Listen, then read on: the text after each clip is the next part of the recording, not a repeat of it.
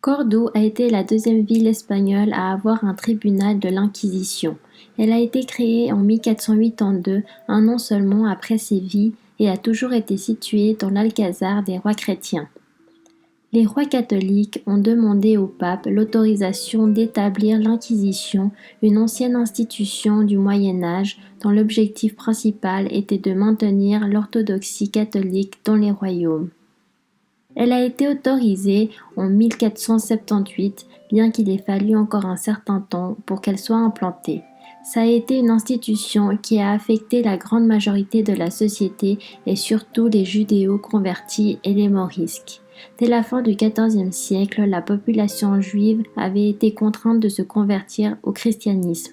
En 1473, le quartier juif de Cordoue a fait l'objet d'un assaut et beaucoup de ceux qui y vivaient étaient chrétiens, de sorte que l'Inquisition a été établie comme méthode de contrôle par l'État lui-même. La Sainte Inquisition, qui siégeait à l'Alcazar, est un tribunal ecclésiastique, c'est-à-dire qu'elle n'a de pouvoir que sur les chrétiens baptisés, les convertis qui ont déjà reçu le baptême chrétien. L'inquisiteur général est nommé par le pape, mais proposé par les rois.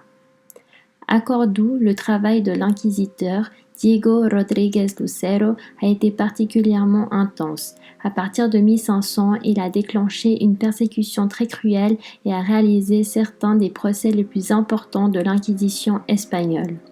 La société de l'Inquisition était obsédée par la propreté du sang et la condamnation d'une personne retombait également sur ses descendants. Chaque condamné recevait la mauvaise réputation avec son nom et ses fautes, qui étaient ensuite placées dans la paroisse à la vue de tous. C'est dans l'Alcazar des rois chrétiens, ce que nous appelons aujourd'hui le salon des mosaïques et la salle de l'Océan, où se tenaient les audiences du Saint-Office. À tout moment, on cherchait les aveux de l'accusé et lorsqu'il n'avouait pas, la torture était utilisée. Il faut savoir que la torture n'était pas uniquement réservée à l'Inquisition, mais qu'elle était utilisée par n'importe quel tribunal de l'époque comme une méthode d'interrogatoire valable. Et tout était très réglementé, même avec un médecin avant les interrogatoires. Les autos de foi sont des actes de masse où les sentences sont proclamées publiquement. À Cordoue, ils ont été célébrés sur la Plaza de la Corredera. L'Inquisition à Cordoue a eu une très longue vie. Elle a disparu en 1834 avec le règne d'Isabelle II.